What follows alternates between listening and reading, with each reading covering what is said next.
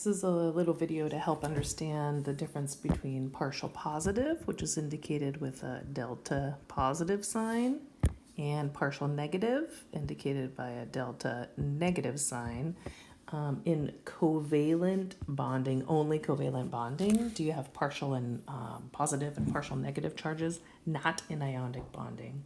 Because as you can see by my schematic of a water molecule here, hydrogen, we know hydrogen each have one valence electron, is sharing, that's the key here in covalent bonding.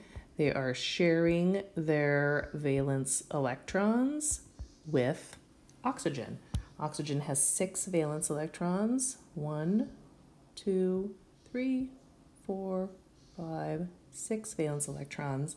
And in my little picture here, you'll notice that we have sharing between these guys and these guys. So now if you count actually hydrogen's electrons, what it has is it has its original 1 electron from the original hydrogen atom, and it's sharing with this guy. So hydrogen now has 2 electrons in this bond. Same with this one here, this one and this one. So this hydrogen has 2 electrons.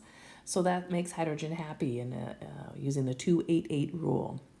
Versus oxygen, oxygen has its 6 original electrons. Let me clean this up a little bit. Has its 6 original electrons, as you see in the red dots here, and 1, 2, 3, 4, 5, 6 original electrons, and it's actually going to be sharing with the hydrogens that have 1 each available.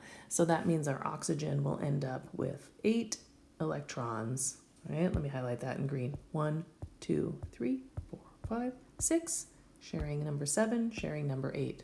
So there's the sharing with respect to covalent bonding. Now the deal is hydrogen, because it's kind of sort of giving it away, but not really.